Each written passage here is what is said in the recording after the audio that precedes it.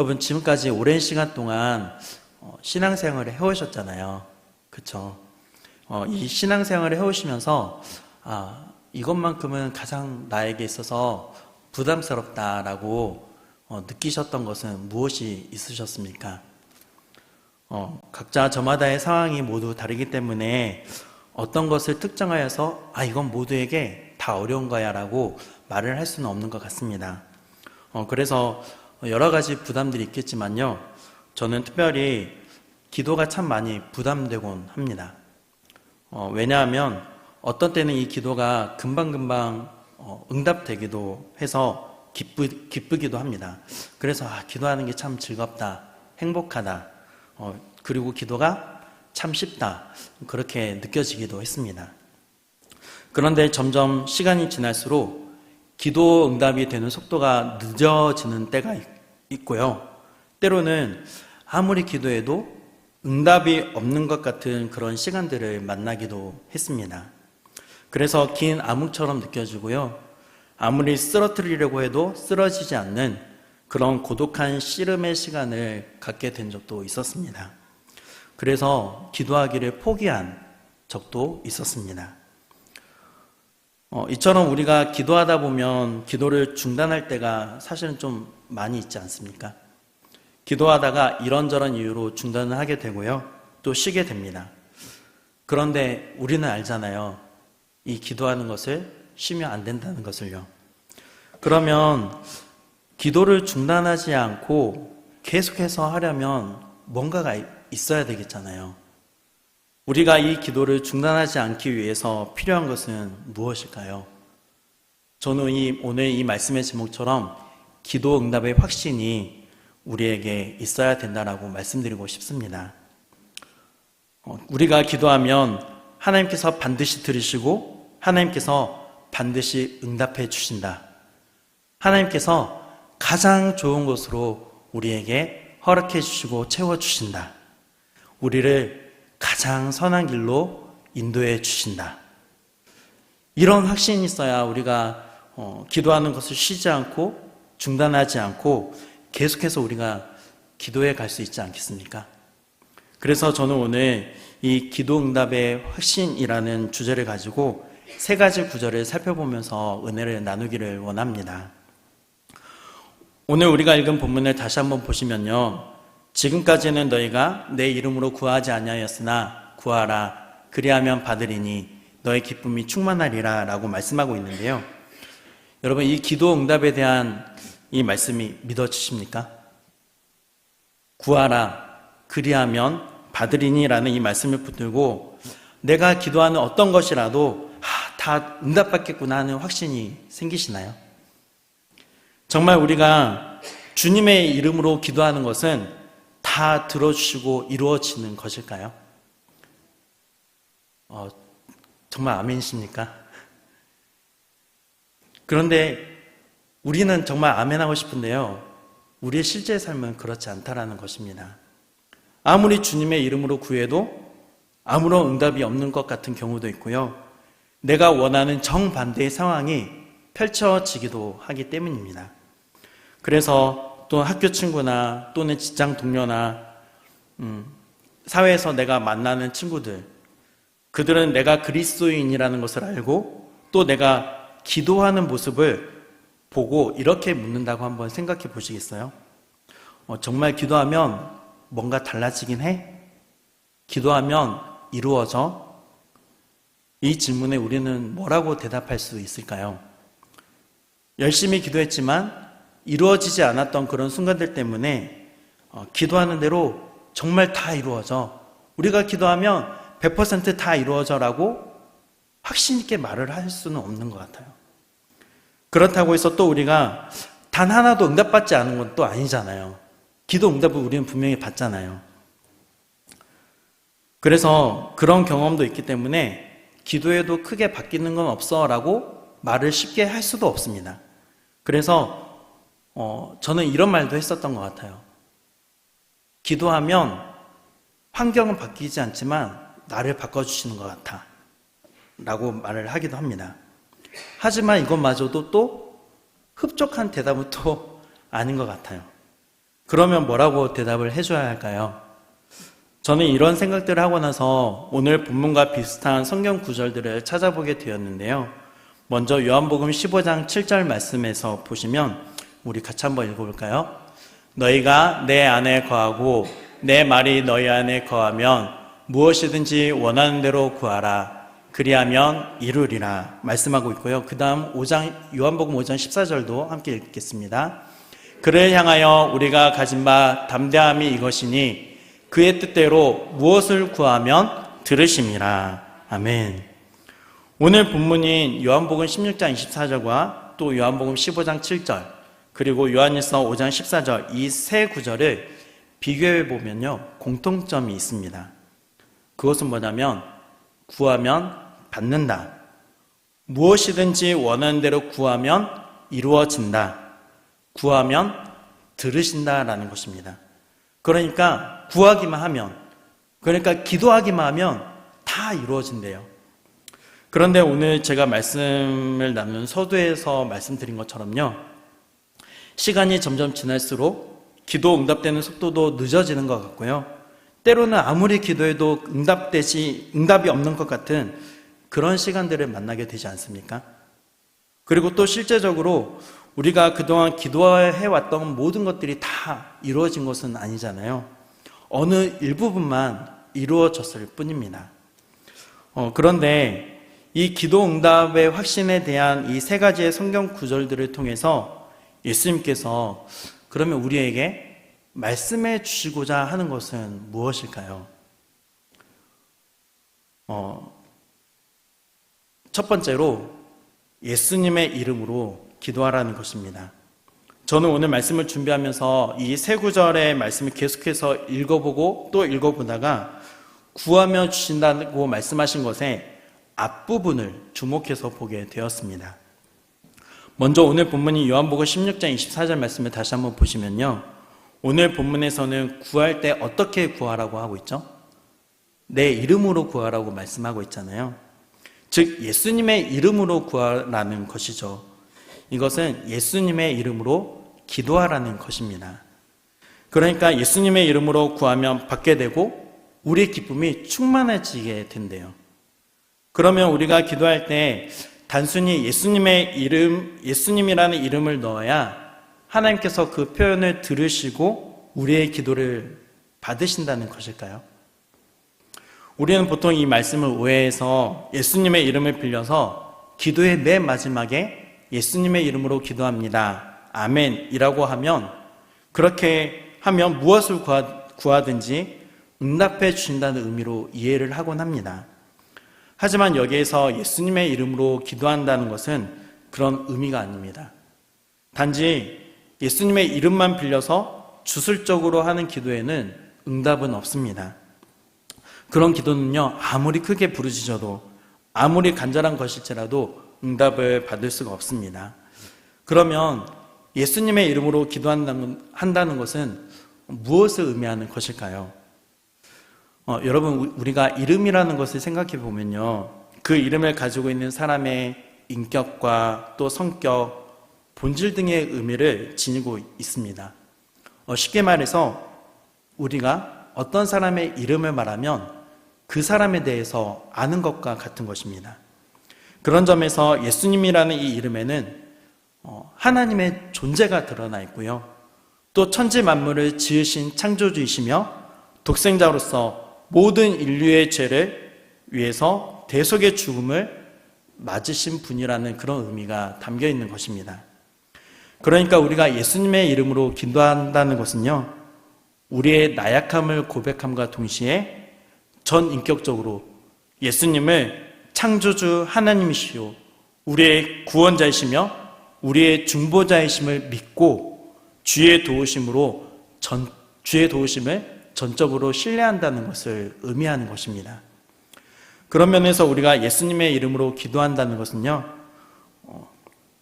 우리가 지금 예수님의 이름을 걸고 기도를 하는 것인데요, 결국 우리가 하나님께 드리는 그 기도가 예수님의 성품과 예수님이 우리에게 보여주신 삶에 부합해야 한다는 것입니다. 이것을 다른 말로 표현하면요, 예수님도 내가 이렇게 기도하는 것에 동의를 하셔야 한다라는 것입니다. 이것은 나를 위한 것이 아니라 다른 사람을 위한 기도여야 한다라는 것을 의미하는 것은 아닙니다. 나를 위한 기도라 할지라도요, 예수님의 그 성품에 부합해야 한다라는 것이죠. 이것이 바로 예수님의 이름으로 기도한다는 의미입니다. 그러면 예수님의 이름으로 기도한다는 것은 무엇일까요? 예수님의 이름으로 기도하는 기도는 어떤 기도일까요? 이제 오늘 우리가 나눌 두 번째 교훈인데요. 바로 예수님 안에서 하는 기도입니다. 요한복음 15장 7절 말씀을 보시면요. 다시 한번 7절 말씀 보시면 너희가 내 안에 거하고 내 말이 너희 안에 거하면 무엇이든지 원하는 대로 구하라. 그리하면 이루리라 라고 말씀하고 있습니다. 예수님 안에서 하는 기도는 매우 효과적인 기도의 조건이 됩니다. 이 말씀에서 기도 응답을 받게 되는 첫 번째 조건은요, 우리가 예수님 안에 거해야 한다는 것이고요. 두 번째 조건은 예수님의 말씀이 우리 안에 거해야 한다는 것입니다. 그러면 여기서 예수님 안에 거한다는 말과 또 예수님의 말씀이 우리 안에 거한다는 것은 어떤 의미일까요? 예수님의 말씀의 권위를 인정하고 의식적으로 받아들이는 것을 의미합니다. 쉽게 말해서 내가 말씀의 권위 앞에 복종하는 삶을 살아간다라는 것입니다. 우리가 예수님 안에, 예수님께서 우리 안에 머무시게 하는 구체적인 연결고리는 말씀이라는 것입니다. 왜냐하면 우리가 구체적으로 일상생활 속에서나 또 그렇게 일상생활 속에서 선택하거나 결단을 내려야 할 때 가장 분명하게 의존할 수 있는 것이 바로 이 예수님의 말씀이기 때문입니다. 그리고 우리 심령 가운데 내주하시는 성령님께서 우리의 발걸음을 인도하실 때 사용하시는 가장 직접적인 방법도 바로 말씀입니다. 결국 올바른 기도, 응답받는 기도를 가능하게 하는 것이 바로 말씀이라는 것입니다. 이러한 말씀의 권위 앞에 우리가 복종하는 삶을 살아갈 때 무엇이든지 원하는 대로 구할 수 있고 또 그 구한 것을 받게 됩니다. 왜냐하면 그것이 바로 주님이 원하시는 것이 될 테니까요. 그래서 요한일서 5장 14절에서 그의 뜻대로 무엇을 구하면 들으심이라 라는 이 말씀을 보면요, 어떻게 보면 그의 뜻대로라는 말 자체가 주님의 이름으로 기도한다는 것이 무엇인지, 그리고 주님의 이름으로 하는 기도는 어떤 기도인지에 대해서 모든 것을 설명해 주는 가장 명확한 말씀이 아닌가 생각이 됩니다. 그러면 여기서 그의 뜻이라는 것은 무엇일까요? 바로 하나님께서 원하시는 기대와 뜻을 의미하는 것이겠죠. 그러니까 기도는 하나님의 뜻을 발견하고 알아가는 것을 의미한다는 것입니다. 나 자신의 뜻을요, 이 기도라는 것을 통해서 하나님께 관철시키는 것이 아니라 이 기도를 통해서 나의 뜻을 하나님의 뜻에 일치시킨다는 것입니다. 여러분, 제가 이 요한일서 5장 14절 말씀을 한참 묵상을 하다가요, 그러면 이 성경에 어떤 인물이 이렇게 하나님의 뜻에 부합한 사람이었을까? 하나님의 뜻을 간절히 구한 성경의 인물은 누구인가를 곰곰이 생각해 봤습니다. 그러다가 문득 엘리야가 생각이 나는 거예요.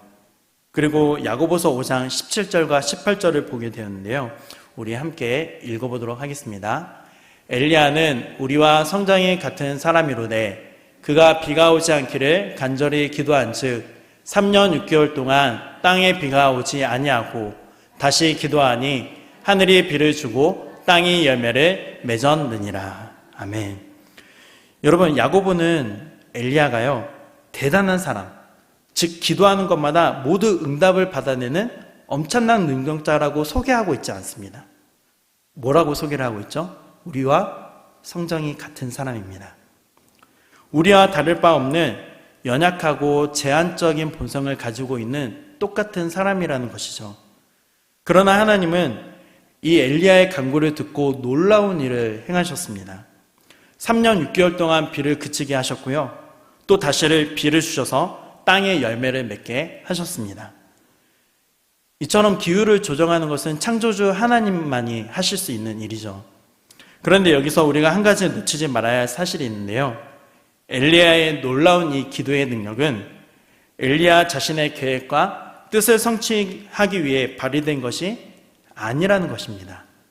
이 사건이 일어나 열왕기상 17장 기록을 보면 이것을 확실하게 알 수 있는데요. 우리 열왕기상 17장 1절 말씀을 함께 읽어보도록 하겠습니다.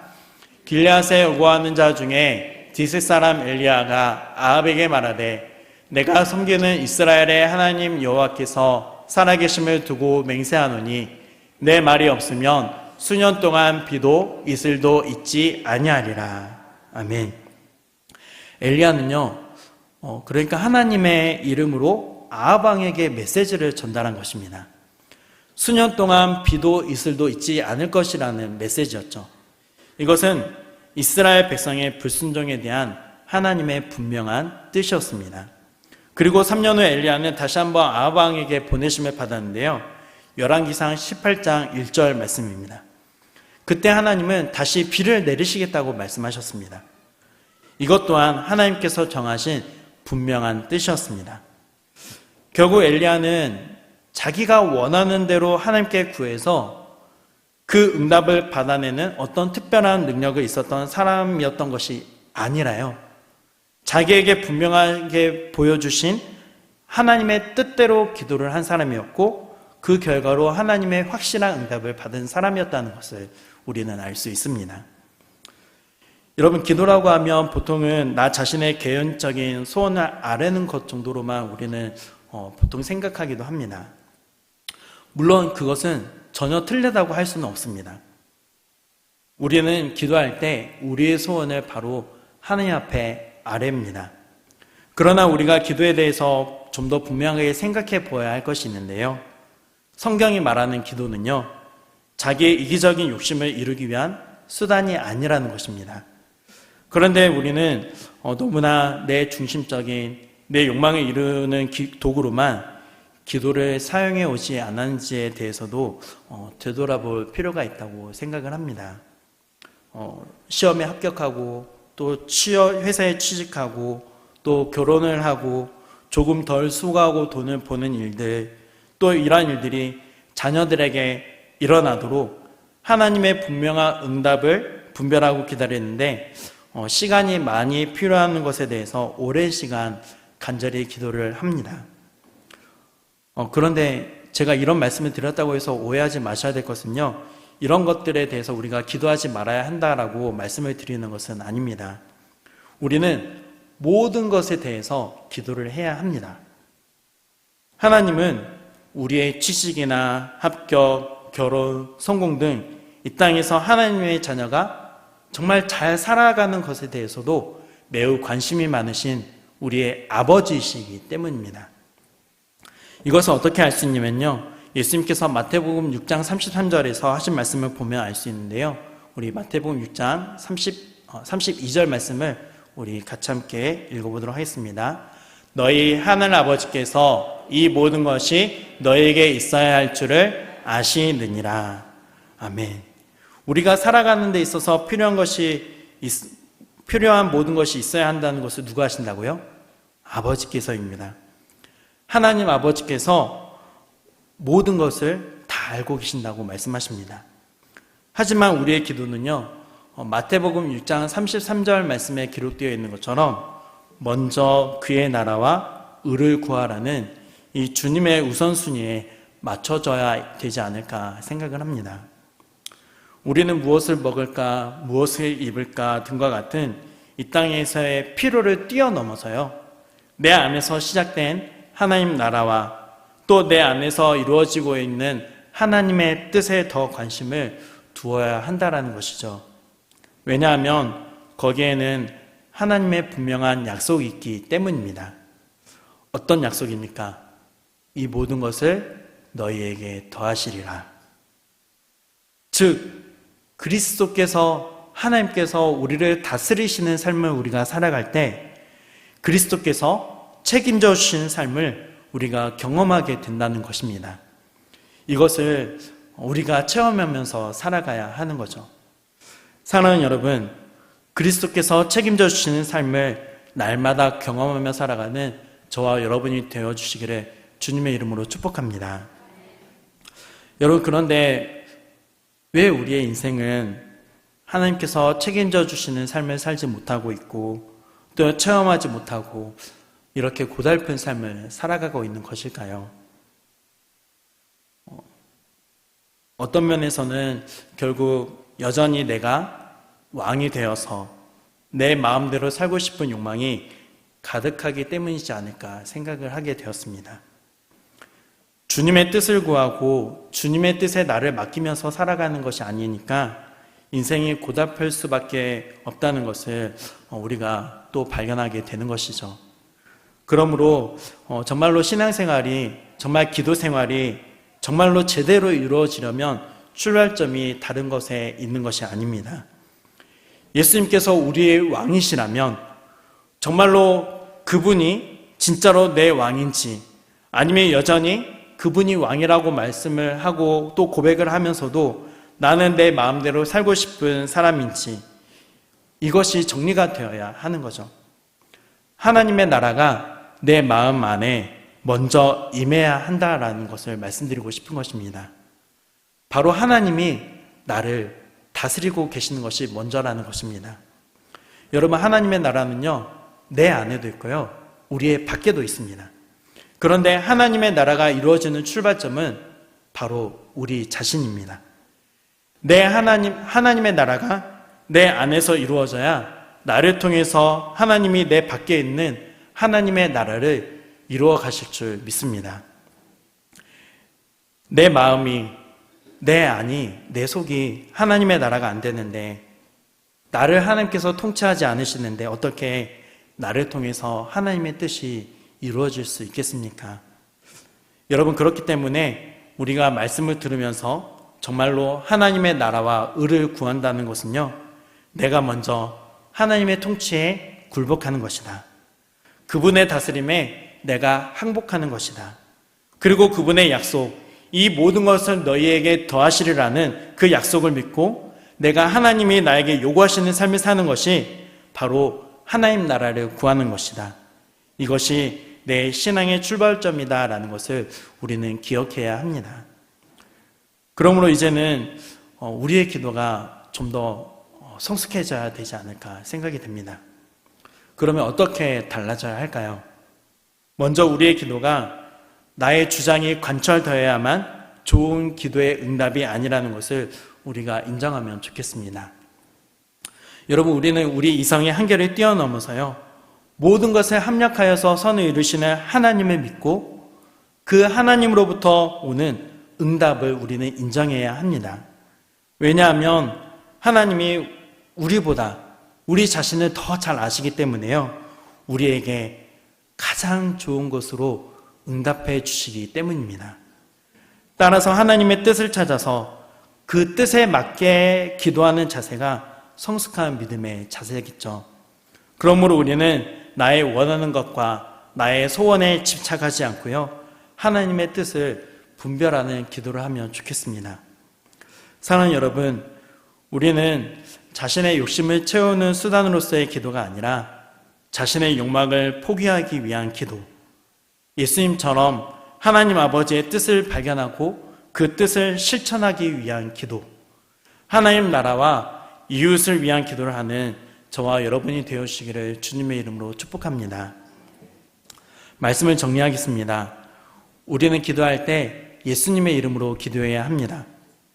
또 이 예수님의 이름으로 기도한다는 것은 예수님의 이름만 빌려서 주술적으로 하는 기도가 아니라요, 우리가 하나님께 드리는 그 기도가 예수님의 성품과 예수님께서 우리에게 보여주신 삶에 부합해야 한다는 것, 즉 예수님도 내가 이렇게 기도하는 것에 대해서 동의를 해야 된다는 것입니다. 예수님께서 동의하시는 기도는 바로 예수님 안에서 하는 기도입니다. 바로 내가 말씀의 권위 앞에 복종하면서 살아간다는 것이죠. 그리고 그 말씀 앞에 복종하면서 살아가게 되니까 그의 뜻, 즉 하나님이 원하시는 기대와 뜻을 구하는 기도를 우리가 하게 된다는 것입니다. 사랑하는 여러분, 우리는 예수님을 믿는 사람들이잖아요. 그래서 주께서 하시는 말씀을 믿으면서 우리는 살아가는 것입니다. 그렇게 우리는 모두 예수 그리스도의 인격을 믿는 사람들입니다. 그러므로 주님의 주권 아래에서 주님의 말씀에 복종하며 주님의 이름을 전적으로 의지하여 기도하고 그 모든 기도에 응답받을 것을 확신하며 살아가는 저와 여러분이 되시기를 주님의 이름으로 축복합니다.